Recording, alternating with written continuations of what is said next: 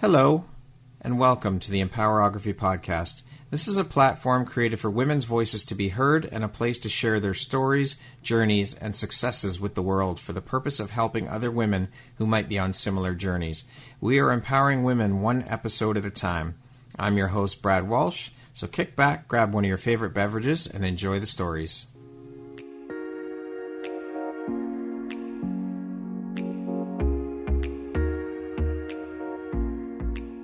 The world needs to hear your message and your story, so don't deny the world of that gift within you that the universe has given you. Someone out there needs to hear your story because it will support them in feeling hope, inspired, and even transformed. Do you want to discover how I help get my clients out of their own way, show up, and confidently share their message? I would love to extend an invitation to you to join me in my free masterclass, Start Your Own Podcast from Idea to Implementation, on Wednesday, April 5th at 1 p.m. Eastern. You can find the registry link in the show notes. Hope to see you there. Hello there, Brad Walsh here, your host of the Empowerography Podcast. Today, my guest is Sandra Bellamy. She is an asexual entrepreneur, a fully certified advisor, author, speaker, a trainer, a coach, and a chat show vlog host of Asexualize, My Asexual Life. Welcome, Sandra. It's an honor and a pleasure to have you here. How are you doing today? I'm feeling good. I'm really excited for this interview. I'm really excited. Excellent. Well, I'm very happy to have you here. So thank you for taking and making the time to be here with me today. I appreciate you. And I'm looking forward to jumping in and sharing all about your journey and the beautiful light you put out into the world through all the work you do. So with that being said, let's get started. So Sandra, that's a hell of a lot of hats you wear and quite an extensive resume. How on earth do you find the time for all of this, and how do you prioritize, and how important is prioritization and organization to you? So I've actually got a diploma in administration, personal assistance course I did. I stayed on an extra year to do that. So I learned how to be really well organized, and we did like event management planning, business travel planning, all that type of thing, which really helped for the rest of my career. And I prioritize in terms of importance and urgency. So if there's a deadline, so if I've applied to a podcast, it might be that person needs X amount of stuff in on time. I've got to do that like first, or if there's a engagement, then I've got to prioritize doing that. It depends how far the speaking engagement is out. If I've got other prioritizing things that need prioritizing first and more important, I'll do them.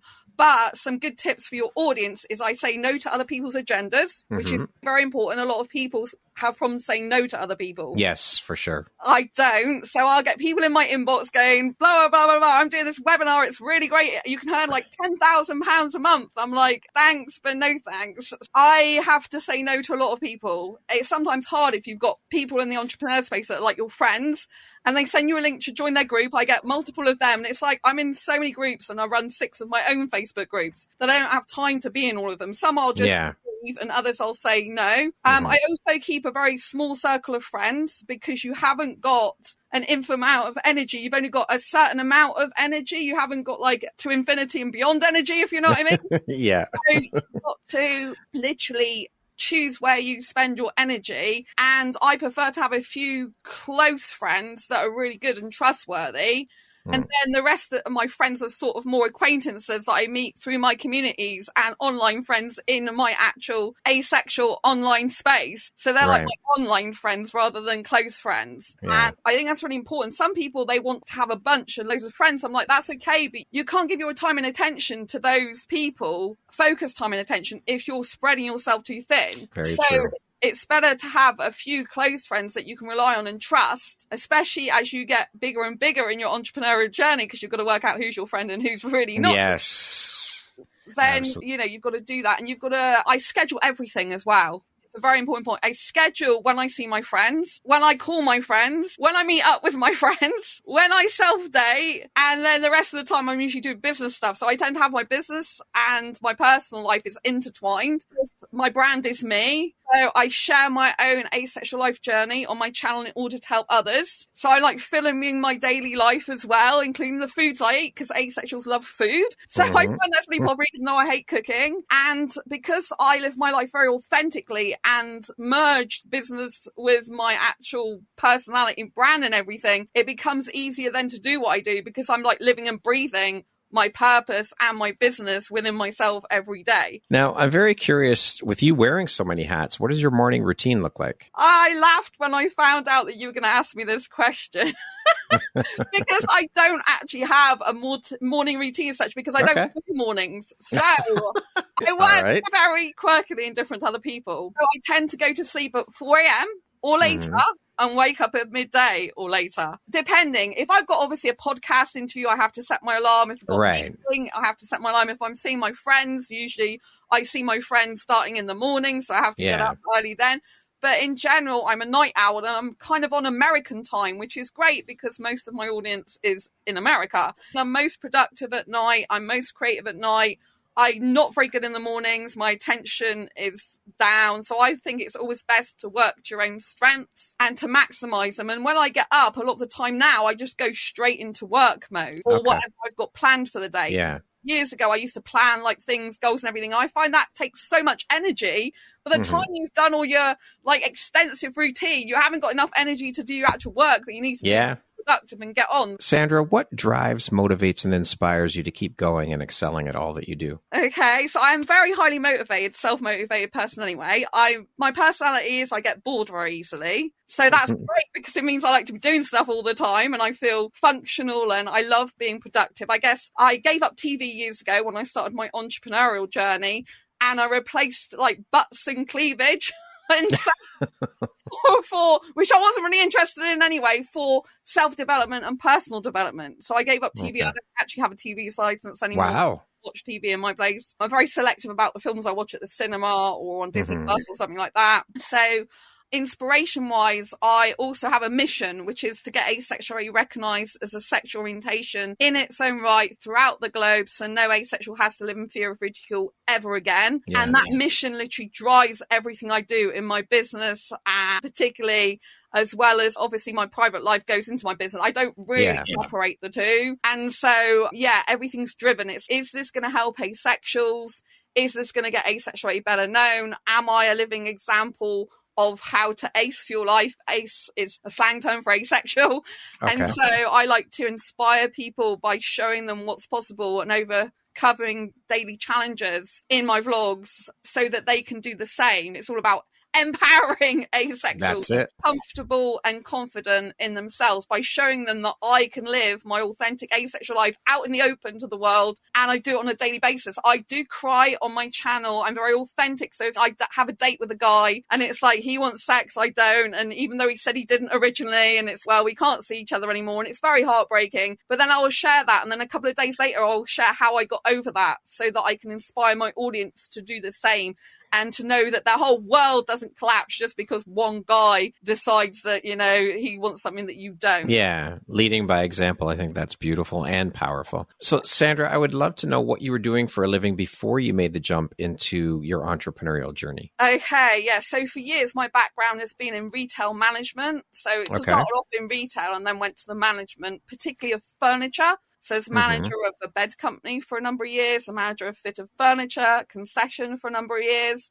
But actually my entrepreneurial journey started in 2012 after I was made redundant, which is the same year I got diagnosed with fibromyalgia, which is a chronic pain condition that affects the nerves and muscles of the body. That's a disability. So that 2012 was a complete change in my life. So first of all, I got the fibromyalgia, which took me 6 months to come to terms with the fact I got a disability for life. But it was a blessing for me, which most people will not say about fibromyalgia. I think I'm the only one that says this, because it stopped me having depression. Because I realized after 6 months that emotional pain drives physical pain. And if I kept talking negatively to myself, as I had done for years, because I used to be a suicidal, depressed mess for years. And I thought that if I keep talking like that to myself, this was like something that just came over me. Like I'd been talking to myself negatively for years, really badly. And all of a sudden it just hit me like a ton of bricks. If you keep talking negatively to yourself, Sandra, you're going to end up on crutches or in a wheelchair like so many other people with the condition. And that was a threat to my freedom that I just couldn't bear. I'm just like, you cannot do that.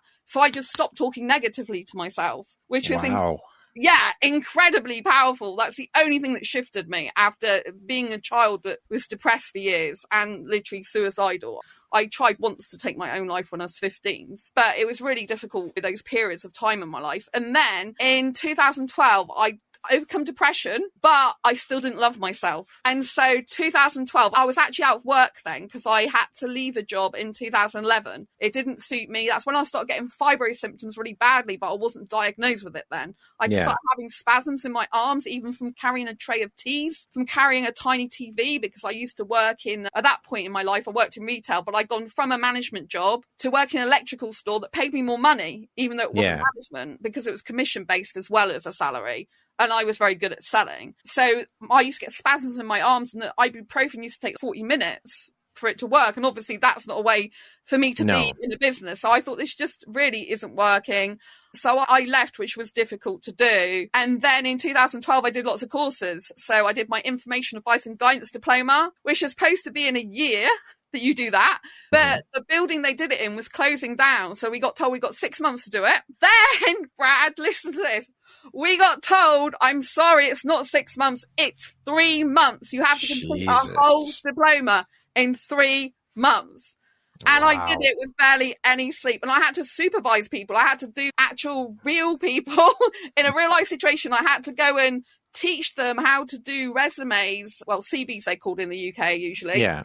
And cover letters for their job. And it was child minding and in childcare. I don't want children myself, and I don't have experience of that, but I knew how to do CVs and cover letters because I also used to help people who were redundant to get back into work through my Beat Redundancy Blues brand, which is what I was doing before I help asexuals. I've actually got a local business award for that as well. So that's what I was doing beforehand. Okay. But in 2012, when I hit the entrepreneurial journey was when I'd been made redundant, and I just started a new job in October 2012. But I went to see a success resource event in London, and I also got my PETLS teacher trainer qualification as well that year. I did a lot that year. I did no kidding. 2012 was a busy year. Yeah, and so Tony Robbins was there at the Success Resource event, and oh my God, he did actually change my life, but probably different to how most people would think. So one of the ways he got me to change my life was I was very touch averse, however you pronounce it. I couldn't be touched by a stranger, basically. A tap on the shoulder would freak me out. It's like, how dare you do that type thing? Like, and also even with family, I would only hug them at like special occasions, if it was birthday, to thank them for my presents and stuff like that, also to say goodbye. But I wasn't like a really huggy person because my family wasn't like that. And you weren't raised that way. And so I went to Tony's event, and he's, we need to get up now and go around the room hugging strangers. And I'm like, oh my Lord, I've never done this before. This is so out of my comfort zone. But I did do it. And so I'll always remember there was this guy that was huge. He was like really tall, big in body mass, and he had a bald head, but he had this one piece of flyaway hair over it. And I opened my arms really wide, and I put my arms around him and hugged him. And I thought, oh my God, if I can hug this guy, I can hug anyone. So that was a really moving time for me. It didn't happen overnight. I had to train myself over the next years to get used to hugging more and more people, which I can do naturally now with strangers, which I couldn't do before. So I've come such a long way. Thank you. And also Tony Robbins as well. Yes, he got us to change our state through movement and music. And I had an awakening to be the younger teenager self that I was always born to be. And so in that moment, I decided to stop living by society's rules and start living by my own. No more would I do cooking, cleaning, or housework for a guy, because that hurt me. It actually hurts my fibromyalgia body, like doing housework. Yeah. And so I decided I would never do that again for a guy. So if even friends, like I either eat out or they bring their own food if they ever come in my place. It's like, I'm not cooking. So I've cooked once for one of my friends. That's because it was Christmas and everywhere else was closed. He took me out for a nice meal, and so that was it.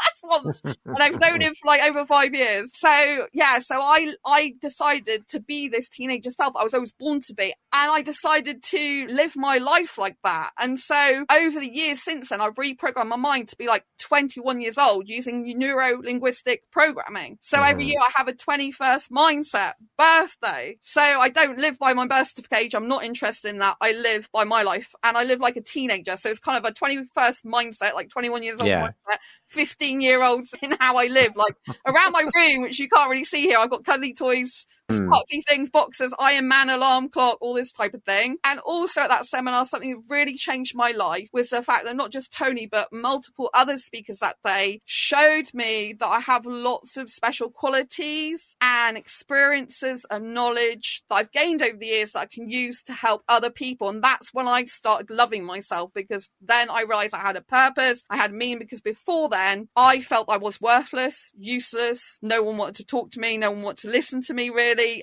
I wasn't worth being in life. I didn't like my life. Obviously, I stopped talking negatively to myself, but I hadn't got the self-love. So I still lacked having any purpose or having any drive or having any sense of why I'm specifically here. I had discovered in 2009 that my life purpose was writing, but I still didn't feel purposeful. I still didn't think that me personally, I didn't have an innate feeling that I was worth anything. And so that's when I started my self-love journey. I'm like, my God, you've got so many skills, like all the jobs that you've had, because I worked in management and I've been obviously someone who's been recruited. So I thought you get all that experience. And it's amazing when someone shows you that you have got skills, you have got worth. Absolutely. That's powerful. That's a huge shift. Yeah.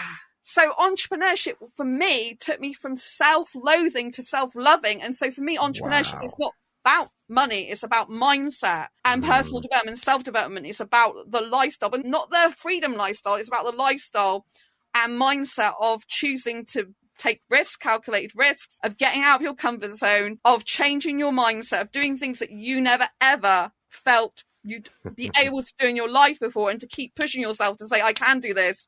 Because I've got an anxiety condition as well. I've got a generalized anxiety disorder. So I've had to do loads of things to do. Lots of work. Now, Sandra, asexuality, as you've mentioned a few times, is still a relatively lesser known identity.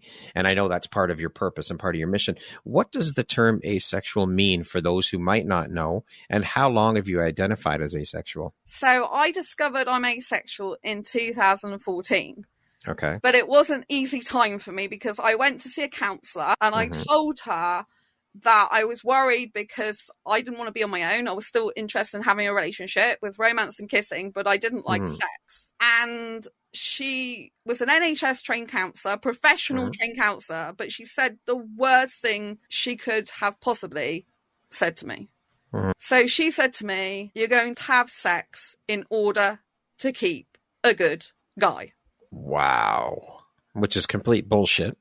Yeah. And I'm like, what message is this sending out to the whole society in the world, that you have to have sex to get love? And it's just diabolical. I was absolutely horrified. I'm like, I've come to you with a problem and I've heard the worst thing I could possibly hear. And so that's what forced me to go out of that session and Google, I love kissing but not sex. And that's how I discovered I'm asexual. So everything does happen for a reason. I believe that. Very true. And and I found asexuality.org, which is the biggest online forum for asexuals. And wow, there's people like me that desire a romantic relationship without sex, although not every asexual is romantic. So for the people at home who are listening to this now and don't understand what asexuality is a sexual orientation that is based on a lack of sexual attraction. For me personally, I'm a romantic asexual. I'm heteroromantic, so I'm attracted to guys, the opposite gender, romantically, but not sexually. So I don't get the need, urge, or want for partner sexual intercourse. I don't look at a guy and think, I want sex with you. But in my case, I like romance and kissing, and I'm a hyper kisser and a hyper romantic, which is very rare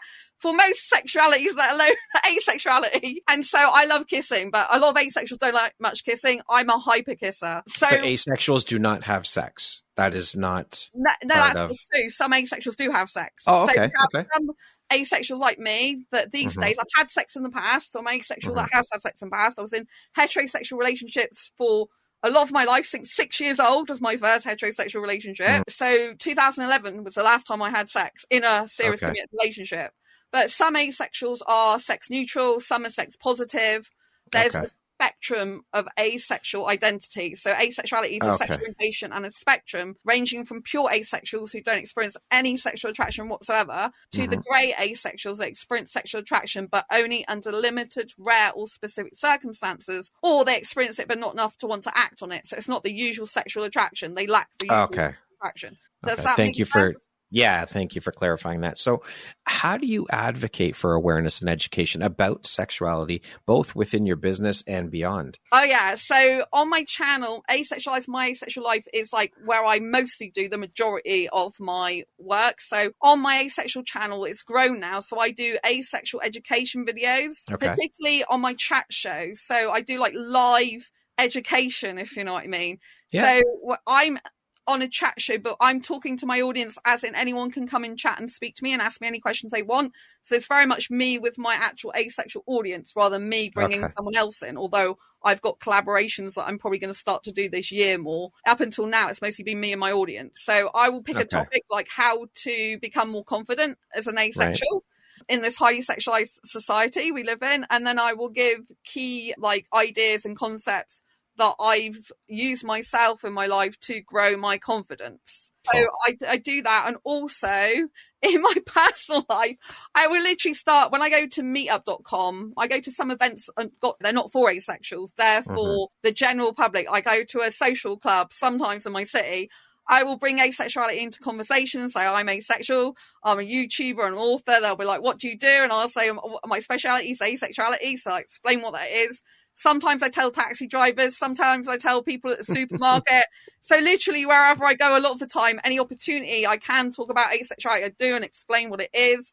I run 6 asexual groups. So obviously I answer a lot of comments in there, but we talk about hobbies and interests a lot and I share my content in there and share it all over Twitter and Instagram and everywhere. Beautiful. So yeah, I do some live streams elsewhere, but most of the time on my channel. As an entrepreneur, personal growth is often intertwined with professional success. So how has your personal journey and understanding of your asexuality contributed to your growth as a business leader? It's empowered me to be more confident and comfortable in myself because I have discovered a lot about my body. I've discovered a lot about what I like and don't like in relationships. I've discovered more about attachment styles, boundaries and assertiveness. So I do a lot of personal development work. I specialize on my channel in helping asexuals love life, confidence, dating, relationships and self-care. So I use my own experience, thank you. Speaking from experience, right? That's the best place to be coming from. And you're sharing those experiences with others so that you're helping to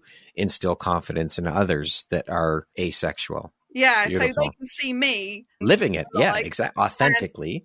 Authentically, and then how I overcome the struggles and challenges that brings daily so that they can do the same. It's like inspiring them, but with talking my talk and walking my walk. For sure. Being an asexual entrepreneur might present unique challenges. How have you navigated your sexuality in the business world and what lessons have you learned along the way from that? I've learned that people can give you feedback, but you don't have to take it on board. So I lean into being more and more my authentic self because I think these days in the business world, people need authenticity. They need you to be your true authentic self. You are actually your brand. If you are just selling a product or service like everyone else, you're a commodity. If you're actually being your authentic self, no one can actually sell you better than yourself.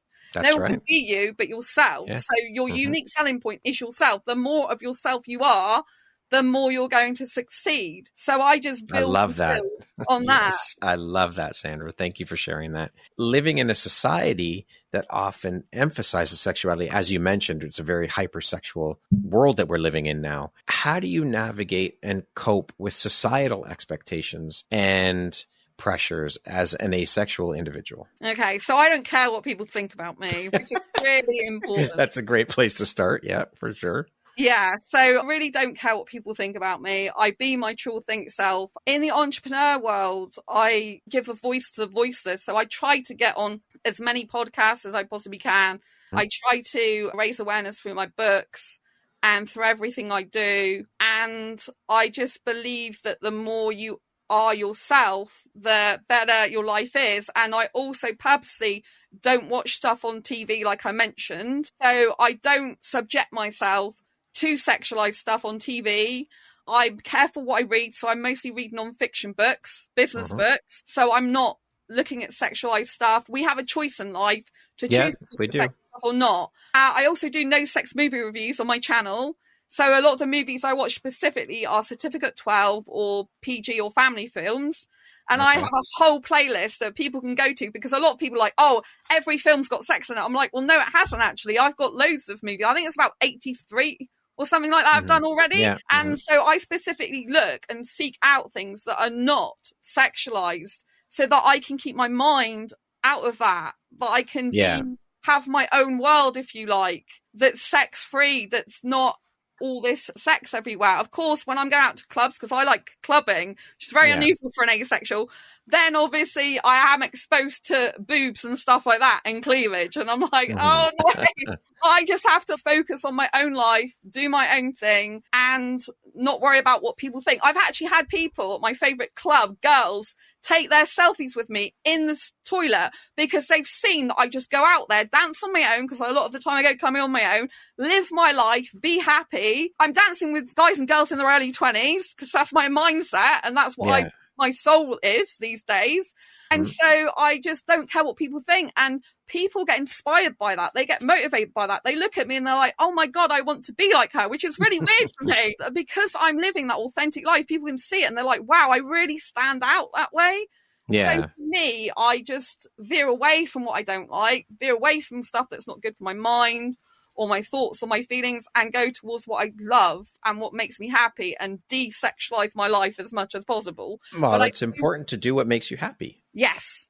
I do talk about sex on my channel, though. I forgot to mention that. It's one thing that's majorly shifted in me. So I used to be really scared to talk about sex, as in shy to talk about it. And I would only talk about it with a past ex-boyfriend. So when I started my channel, I'm like, oh my God, you're going to have to get out of your comfort zone and talk about sex because it's going to crop up because of asexuals' attitudes and mindset, and the way we're wired is different towards sex. And you need to talk about. Go ahead. I thought something that's really good to share with your audience is the fact that I thought about this, talking about sex on my channel, and my mindset was like, you can either take your past sex life to the grave with you, which is no use to anyone, all that information about sexual relationships, or you can share it with the world and help some people. So I decided to do that. And I think that's really important. If you're a person listening to this now that's really scared to get started, just know that you can help some people. And it's better to share your information and experiences with the world to help some people than take that information, it goes to the grave and helps no one. It's really important. Absolutely, 100. Well, that's part of why we're all here, is to help and support one another. So it is very important. Now, this is a great segue into speaking about your channel. So can you share a little bit about your chat show, your vlog? It's called Asexualize, My Asexual Life. What it's all about, what was the inspiration behind creating it, and how long have you been doing this? So I discovered I'm asexual in 2014, but I started my channel in October 2015, where Asexuality Awareness Week was a week I officially launched. And I decided to do that because one is kind of felt like a spiritual thing to me, like I was born to help asexuals, like I knew this innately in my being. I've always been this way but didn't realize it, so it came very natural. Something that led me to write my Asexual Perspectives book later on was the fact that in the asexual community, even I was told I couldn't identify as I was. So I identify as a heteromantic asexual but a grey A, but I'm not actually a textbook grey A. So I have grey areas of the way I like to kiss and the way I dance is sexual behaviour, but I have zero sexual attraction. I have high arousal levels, which I mistook for sexual attraction for years, but I have zero sexual attraction. So I can kiss a guy for hours and I'm not interested in sex with him. And so I felt that being, like, for example, on asexuality.org, when I was told that, it's well, there must be other people like me that feel left out of the community because they don't fit into a neat little asexual box. So that's one of the reasons why I specifically wrote my book, but also I started my channel because I think that I'm a born leader because I worked in retail for years and that I can lead other people and that I understand it on a fundamental level. It just comes naturally to me. So I believe that you can step up to plate and help people because of your personality and the way you are. And so it's a mixture of different things, like my own not fitting in quite exactly and also helping others. It started off originally me just doing videos, like 10-minute videos, something like that, or 15, like pre-recorded videos. But then in 2018, the year after I published my Asexual Perspectives book, I decided to do Asexual Perspectives Awareness Month in 2017, which is every July. And in 2018, to do something different, I decided to go live. And so then that's when I developed, like, for every day I did in July, I did a live stream and I'm thinking, oh, this is really good. And I thought it took less time because you didn't have to edit it and do intro and outro. You could just go straight into it. And I thought, okay, it's raw, it's real, it's authentic, like my personality. And I found that people were very receptive to live streaming and I was gaining channel viewers. I was gaining more traction and I felt, okay, everyone else is doing like these 10-minute videos, which may gain a lot of views. But if you really love doing live streaming, you're creating more content because I was only creating like one video a week, if that, before. Whereas doing live streaming, I can just switch it on and do it whenever I want. And that was a deeper connection with my audience. It was allowing for more watch time. People were getting into that content a lot more. It provided a unique opportunity for people to come and ask me anything like in real time, which other channels didn't provide really. Right, you had that interaction with your audience. Shorts are the things nowadays. So I combine shorts a lot with my live streams. If I'm not live streaming, I try to do a lot of shorts videos to keep growing my channel. Keep the content going, keep your members engaged, all of that stuff. Yeah, so I started off education information mostly, and now I'm education, information, entertainment and lifestyle. So I do all of those things, but I think it's good because the point with my channel as well is to show asexuality in real life contexts. Not just give textbook definitions of it, because loads of other people, they get something off the internet and, oh, this is a definition of such and such a type of asexual. Yeah. And this is what the characteristics are, which people love those videos, don't get me wrong, but it's like, how does asexuality affect you in real life context? Can you show me that? So my point is that I show people how to get over struggles daily, whereas other people are more just giving education, as in anyone can get out of a textbook a lot of the time. They expand on it, but they're not really showing how to get through the struggles every day, which I think is a unique selling point and what I want to help people with. I think that's beautiful. And so, Sandra, what lights you up or inspires you the most about the work that you do? So my mission is to get asexuality recognised as a sexual orientation in its own right throughout the globe. So no asexual has to live in fear of ridicule ever again. Now, asexuality is part of the LGBTQIA. It's the A stands for asexual and some other things as well. But my personal mission, which I think I've been given by God and the universe, because I'm very spiritual, is to get it recognised in its own right. So it doesn't take us out of the acronym, because we'll always be part of it. But I believe my experience of being with heterosexual guys for years of my life and all those relationships I had in the past and the difficulties and challenges with that, and the fact I didn't know I'm asexual, and the fact I've got nuances with my asexuality, I believe that I was born to help asexuals, and that I want to help get awareness about the people that are asexual that don't want sex. It's very important to help prevent sexual abuse situations, to help prevent rape situations and suicides. I've had people that have been suicidal that have read my asexual perspectives book and then since know they're okay. So it saved people from dying. I'm getting goosebumps now as I'm saying this to myself. That's priceless. You can't put a price on that to save someone's life. So that's why I do what I do, because I want to save lives and people to know it's okay to be different, and that love doesn't equate to sex. You can still love without sex. I think that's really important. For sure. Now, on the flip side of that, Sandra, what is one of the most difficult parts of the work you do? My difficult part actually is managing my disabilities with doing all the work I do. I still have to be aware of that. And at the moment, getting time to myself and doing fun things. So it isn't like when you come into asexuality, it's mostly stuff that you do a lot of free stuff because it's a community.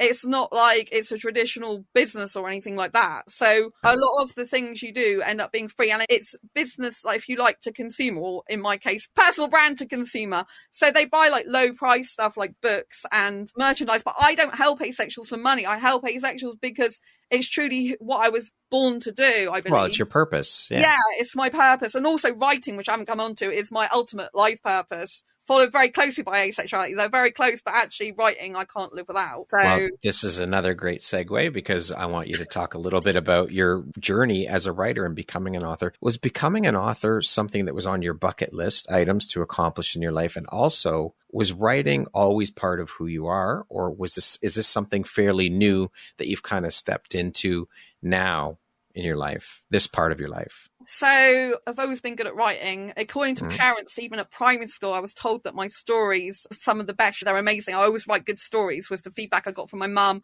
about the teachers and what they said to me when I was at school. This is like primary school. So I did English at school and also at college. I always got the best marks for the literature side, the content. So language was a close second, but it was like on GCSEs, I got C for English language. But what usually, like even at college, the thing that held me back was when I was criticising other people's work, doing critiques. So my marks for my own work at A-level standard was all like A's, but it's because I had to do an exam piece that required me analysing prose and stuff that I got lower than that. So I've always been good at writing my own stuff, my own stories. When I was at secondary school, there was a book called Of Mice and Men, which is very popular and well known. And we had to do a chapter. One of the things that the assignments that we got given at school, we could choose a couple, but one of them was to write another chapter as if you were the characters in that chapter. And I wrote the next chapter as in what it would be if I wrote the next saga, if you know what I mean, the next story. Yeah. And they said, I think I got an A+ for that. They said it's absolutely amazing and incredible. At parents' evening, I actually got told that I've got a very good command of the English language in terms of punctuation. This guy, Mr. Knowles, I even remember his name, and he was like, Sandra is just incredible. She's got this paragraph and she's punctuated it exactly correctly with all the commas in the right place of where you take little pauses. And I've never known that age of child to do that before. In school, I was also told to go to drama, but I was really shy back then. I wasn't the type of personality I am now. I was so shy. And at 15, the teachers, Sandra really gets into the characters, because we had to do this shipwreck thing where we had to get into characters of people who've been in a shipwreck and survivors, and I was one of the survivors, and she said that was amazing. So I'm good at getting to the heads of characters. In 2009 I was made redundant, and that's when I actually discovered, that's my second time of redundancy, I discovered that my life purpose is actually born to write. So that's when I decided to use my knowledge to start writing my first book. But it took me 2.5 years to write, but it wasn't till I didn't start writing that till later, which is Break Through the Barriers of Redundancy to Get Back into Work and A to Z How to Guide. That was my first book that took me 2.5 years to write. But it was only like years later that I recognised to do that. But I've done like a picture book workshop in London. I've done some things to do with poetry. I used to be part of writers' clubs and stuff like that. And I did a writing for children's course in 2008. I started doing it online. Well, it's a long distance one actually. And then 2009 was when I actually got my first article published and paid. Beautiful. But it wasn't children's, it was actually non-fiction. And I also got a star letter published. And that was when I could say I'm a professional author, a big professional writer at that point, rather than author, professional writer, because I'd been paid. And they taught us in this children's course. This was the only bit of knowledge I really needed from the whole course. I haven't even finished it yet. It's still ongoing technically, because you don't finish it until you finish it. It's like long distance. And the bit of information was, as soon as you get paid work, as soon as you're paid for that writing, you are a professional writer. So just boosted my confidence, and I like writing children's books for 3 to 5 year olds. I've written 2 and a bit, but I've never had them published. That was always told, because they're in rhyme, it's really hard to get the foreign rights written rhyme translated. So I did start writing a fiction book years ago, but that didn't suit me, because I had the characters talk to me. They led me, which is amazing, because I thought that was just I heard this from other writers that, the characters tell you what they're going to do. And I'm like, that's insane. And then I'm writing this book, and all of a sudden the characters are saying, well, this is what I do for a living. And that's what I'm doing next. I'm like, okay, just carry on. But it was all about like trauma and turmoil and abuse and stuff like that. And it just triggered me personally. And because I can get into the characters' minds, like that's why I gave you the backstory of how I can get to characters' minds. I'm like a method writer and a method actress, if you like. And actually I've done some acting work as well, paid acting work. So because I get into the minds, I decided that I could no longer do it, because it was making me so upset. I was crying. I was like feeling the main character. I was like being in her mind, and I just had to leave it. So I've left the main character in emotional turmoil. I still remember what happens, the gist of the story, and kind of where I was going with it. But I'm like, you can't be doing fiction, Sandra. It's making you more depressed and stuff like this. It's not healthy for you. And at that point, I did suffer with depression quite a lot, even though I was working in a job. Well, I was made redundant in 2009 before. The beginning of 2009. Can you share a little bit? So you said you've written a couple of children's books not published, and you mentioned the first book you wrote. How many books have you written? So I've got 5 non-fiction books. The first one was Break Through the Barriers of Redundancy to Get Back into Work, which I've already explained, and how to guide. It took me 2.5 years to write. So I wrote one which was how to put a free SSL on your WordPress website. I wrote a Twitter book, as that was for absolute beginners. I wrote how to get started and get growing with Twitter. So for absolute beginners. So it's how to get started with Twitter. Get going and get growing. That's a mouthful. For absolute beginners. But I learned during that time you should do evergreen books, not books like that, not the SSL book and the Twitter book, because things change so quickly that unless you're prepared to update them all the time, it's not good. So I kind of left that idea. And then my first book for asexuals I wrote, took me a year to write and publish. In 2017 I published this book. I've got it. I don't know if your viewers will be able to see any of this. Asexual Perspectives, 47 asexual stories Love, Life and Sex, A Celebration of Asexual Diversity. So it's 47 asexual stories because it's my own plus another 46. Wow. So yeah, it's about love, life and sex, a celebration of asexual diversity, because I wanted to show how diverse the asexual spectrum is. And I got asked questions all the time about asexuality. Can you be asexual if you watch porn? Can you be asexual if you masturbate? Can an asexual and sexual relationship work out? And what the positives about being asexual? Is there anything? And I put all the answers in this book. So I interviewed people, and the people told me their personal story during their interview answers about everything that I got asked about asexuality. So people are saying, what's the difference between sexual attraction, arousal, sexual desire? People answer it. So I gave my point of view, but their own point of views in this as well. So people can see it across the So we'll put the links to your books in the show notes when we release your episode. And this one I should tell you about. 2019 was the last book I actually published. This is called Fibromyalgia Self-Help Handbook. How to manage fibromyalgia to have less pain, more energy, and feel happier like a superhero rock star. And I'm on the back cover in my Ace Fiber Girl outfit. So that's something else I'm known as, Ace Fiber Girl. So Thank you for sharing. Teaches all people how to reduce pain in 25 aspects of their life, even if you don't have fibro. So yeah. Well, we'll put the links to the books in the show notes for sure. And I've got 2 other books I'm working on for asexuals. Do you want me to share them quickly? Sure, yeah. Okay, so one really quick. Asexual Guide to Sex, which is very controversial, but I've got experience that. I've been working on that for over 4.5 years, so I should be finally getting that out today. Not today. I say today. Soon. I wish I could get out today. No, soon, after my holiday, actually, at the end of this month. So it'll be a couple more months, but I wish I could get out today. And also, I got an intuitive thing that I had to write, Diary Confessions of a Hyperromantic Asexual, because I had a difficult time back in September. But it's called Diary Confessions of a Hyperromantic Asexual, 78 Life Lessons to Ace Your Life. So I finished the book before Christmas, so it took me just over 3 months to write it, but I'm still doing the final corrections, and that's going to be coming out before the Asexual Guide to Sex book now. Beautiful. And that's been my real authentic self shown behind the scenes of my asexual channel, basically. So it's an extension of that. So but it's really good with all the life lessons, personal development, self-development life lessons I learned during that time. So I'm using my hyperromanticism to my advantage, if you know what I mean, by giving others how to overcome situations. Yeah. Thank you for sharing that. What do you think your unique skill set or superpower is that's helped you become successful, Sandra? I'm very determined to succeed, no matter what. Yes, I could see that. And you don't give a shit what other people think. No, I don't. I really don't. I really can go with toss. I also believe in taking action. So my philosophy on my Make Money, Make Cash channel is putting the law of action back in attraction. Because so many people, they're like sitting there going, I want this to happen. I'm going to manifest. I'm like, manifestation is all about taking bold, courageous action. Yep. Because when you take it, it's like the wheels of a car going in motion. They get more and more traction. Exactly. And then things attract around those wheels to drive it forward even more. So the more productive you are, the more you actually become more productive and do more things and achieve more in your life. Now, speaking of success, how do you define that word? What does the word success mean to you? Happiness. So it's doing what you love every single day of your life as much as possible over and over again. It's not magic. It's not to do with money. It's to do with being happy. People can be millionaires and still be miserable. Yeah. Oh, absolutely. They could have shit tons of money and still be miserable.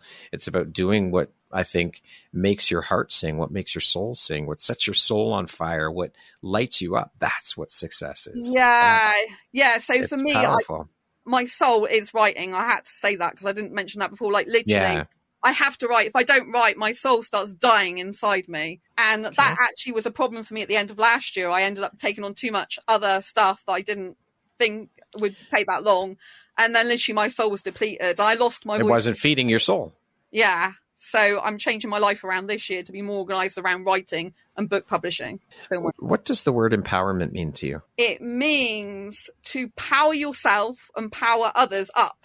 So it means basically in terms of yourself, it means to self-talk in a good way. So use good self-talk to coach yourself, to tell yourself things that you can do things, even when things seem really difficult, to be able to look for evidence personally yourself of when you've achieved something before, to know you can do it again, to be able to then inspire others. So you show other people what can be achieved by being your true, authentic self, so others can be inspired to do the same. So it's like inspiration in action, leading by example in action, empowering people up to say, look, this was my life before. I was a suicidal, depressed mess, shy, lonely, introverted. I really was in a terrible state in my mind. But look what I've achieved now by changing my mindset around, and you can do the same. You don't have to live by society's rules. You can live by your rules. That's what it's about, right? That's part of what ties into the success feeling of happiness and joy, living your authentic life, living who you were meant to be.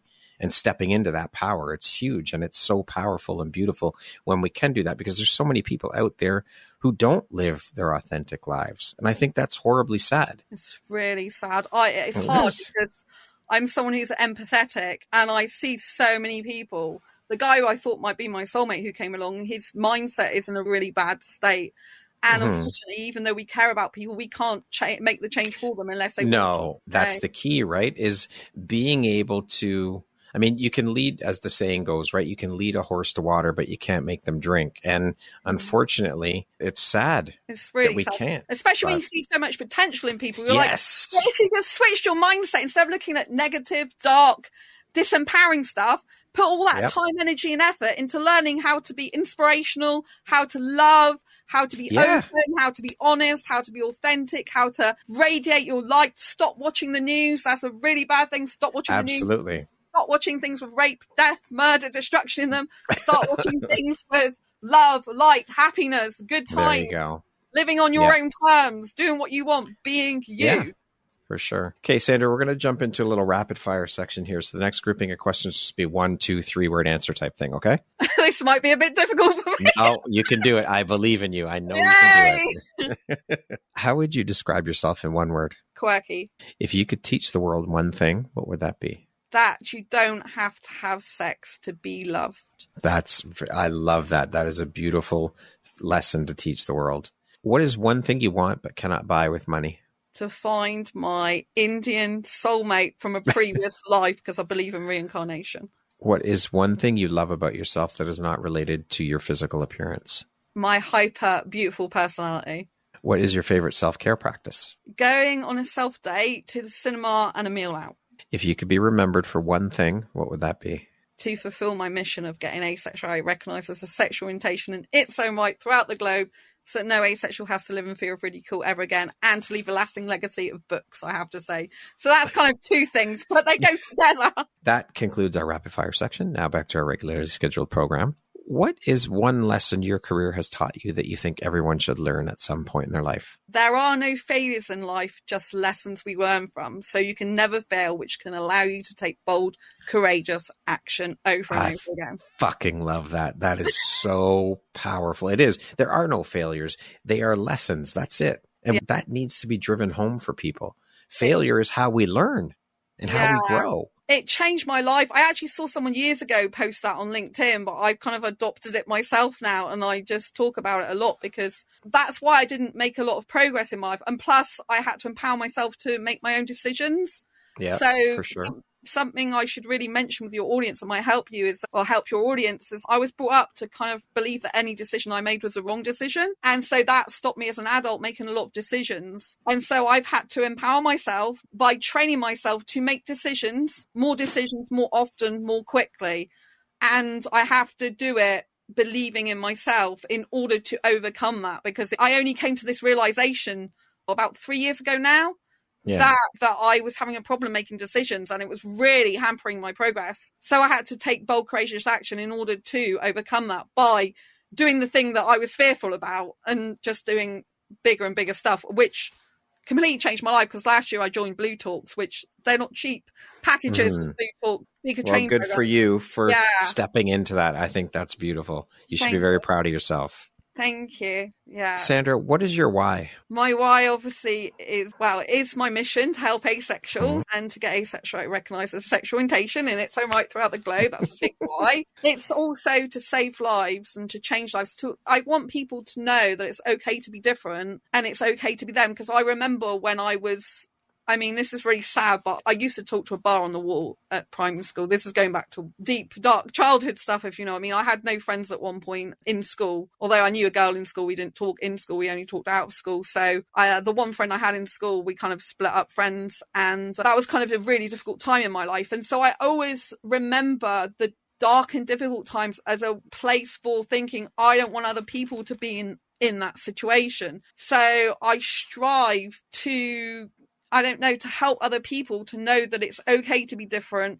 It's okay to be authentic. It's okay to be quirky. It's okay to be nuanced, and that you don't have to give up on life. You can just choose not to follow the crowd. You can choose to understand that people are conditioned from birth, even in terms of sexuality, you're conditioned from birth to believe that every person should be having sex, that it's a natural thing, but that's not true for everyone.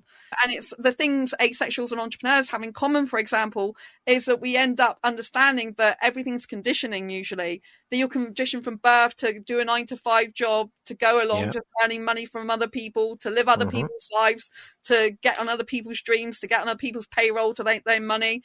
Whereas once you really realize the reality of the situation, it's like you've been conditioned for everything. You've been conditioned to be heterosexual. You've been to think you're heterosexual and sold a lie in my case, because I'm not. Yeah. Been conditioned from birth to believe that everyone's like having sex and that's what you have to do in a relationship. It's all conditioning. And when you finally wake up to that, you're like, my God, what have I been doing? I've been in a trance all these years. So I feel like it's up to me to try and help people wake up to alternative ways of being, to alternative ways of living and thinking, and know that it's okay to be who they are. And I don't want to see people sad and depressed and suicidal, because there's no need to be, because you're loved for who you are. And if other people don't love you for who you are, that's because you're around the wrong people. And it can be family, friends, it can be big, sure. It can be teachers. They don't see the beauty in you, and there's nothing you can do to change that. Maybe they're toxic and you're just around the wrong people. But when you become an adult and become a sense of yourself, you can decide to go your own separate way and start over again, getting people that respect you and love you and care about you, and start with yourself and going out to do personal and professional development. I'd highly recommend that, because once you do that, you start building your own confidence and self-esteem. And well, it all starts here with us anyways. We have to start here at home. We are the foundation. Self is the foundation for all that there is in life. So if you start here and then you start surrounding yourself with the right people who are of like mind, it ripples out, and it will help you in your growth, everything. It will help shift your life 100%. So thank you for sharing that. If you had the opportunity, Sandra, to sit down and have a 1-hour conversation with one woman, any woman in the world, who would it be and why? I was thinking about this, and because I knew this question was going to come up because you told me beforehand. And I think it's very interesting what I'm going to say, because I don't think it's not what people would think I'm meant to. I'm meant to say, well, I'll have an hour with a business leader, get to know all their tips and tricks on how to make money and how to be a millionaire, and I'll do that. But that's not actually what came to mind, first of all, and that's not what actually truly my personal being wants. So I would have an hour conversation with Kylie Minogue. And the reason for this is she was my favourite artist growing up. Kylie and Jason were my favourite. I used to have posters all over the wall. And when I was dealing with dark and difficult times, their music kept me going. And so I've always liked her since childhood. And I think she's a very kind, caring person. She comes across as that, very warm and welcoming. She looks great for her age as well. And her music still stands the test of time. It's been really popular again, like a whole revival in the last year. And so I would like to sit down with her and ask her about her career and what made her happy and what inspires her to keep going. So similar questions to what you've asked me, really. Then take those questions and answers with her permission and put them in a book. And it could be like Kylie's 12 life lessons from Kylie or something like this, or however many life lessons it was, and do chapters about what she told me, and then sell the book. So not only am I having a great conversation with Kylie, who's one of my idols from being a kid, who got me through dark and difficult times and who I'm really interested in and passionate about, because I can't do something I'm not passionate about. I then would have a book, which I guess a lot of people want to know the insights from Kylie, because she's a phenomenon. And then I could do it twofold. So If you could go back, Sandra, and give your younger self one piece of advice, what would that piece of advice be? This is a really difficult one, because I've got personal and professional one. Personal one is to love yourself no matter what. And even the nearest and dearest people to you might not necessarily be good for you. So you've got to love yourself no matter what, and it's okay to be you. And then professionally, I would say get started in the book publishing business sooner. get started on publishing books on Amazon sooner and get to understand the ins and outs of Amazon book publishing business sooner. I think because if you got more books out earlier, I think it would help. But I wouldn't have had as much experience, but I think it would have been good for me. So yeah, those are my bits of advice. Lastly, Sandra, if you were to deliver your last 30-second speech to the world, your tribe, your people, your corner of the world, what would that last 30 seconds sound like? What words of wisdom would you impart? It's okay to be your true, authentic self. It's okay to be who you are. I want you to stand in your personal power and know that even during the darkest, difficult times, you can overcome them. You can be your true, authentic self. And that I love you dearly. And I wish you to have every single dream come true. I'm rooting for you. I'm fighting for you. I want you to live. And I truly adore you and want you to know it's okay to be who you are. And it's okay to have love without sex as well. Sandra, thank you so much for taking and making the time to be here with me today. It has been an absolute pleasure having the opportunity to sit down and speak with you. And thank you for educating me on asexuality. I learned a lot today. It's been an absolutely incredible interview, and I appreciate you. And I'm grateful to be connected to you, to call you a friend, and to have you as part of the Empowerography community. Thank you for shining your bright, beautiful light out into the world through the work you do. Thank you so much, Brad, for having me. Thank you for the in-depth discussion as well. It's been really good and insightful for everyone, I think, including myself. Yeah. Beautiful. My pleasure and my honor. Sandra, could you share with the audience where they can connect with you if they want to learn more about who you are and what you do? I'll put it in the show notes as well, but if you could just share with them where they can connect with you. Yeah, Asexualize, My Asexual Life is my YouTube channel. So you're welcome to subscribe even if you're not asexual. Just be respectful. That's all I ask, because obviously we're different sexualities. I also have Asexualize with an S, asexualize.com. I also own the Z version as well, because asexualize can be spelled with an S or a Z. But asexualize.com with an S is my main website, and that's got a chat bubble on there. It's got a blog with information and articles about asexuality on there. asexualize@gmail.com is also my email address, or if that's hard for you to remember, sandrabellamygroup@gmail.com. They can also find me on Facebook at asexualize, spelled asexualize, because unfortunately Facebook don't recognize a HTTP address with asexual in it because they won't allow it. So I have to put asexualize in there. And I'm also on Twitter on asexualize, and Instagram asexualize official. So because I think someone tried to take my name a long time ago on Instagram before I went on there. So it's asexualize official on Instagram. Thank you very much for sharing, Sandra. And again, thank you so much for your time. I appreciate you. It's been an absolutely wonderful conversation. I appreciate all that you're doing. Thank you so much. Once again, my name is Brad Walsh, host of your Empowerography podcast. Today, my guest has been Sandra Bellamy. She is an asexual entrepreneur, a fully certified advisor, author, speaker, trainer, coach, and a chat show and vlog host of Asexualize, My Asexual Life. Thank you so much, Sandra. I hope you have a wonderful rest of your day. Thank you.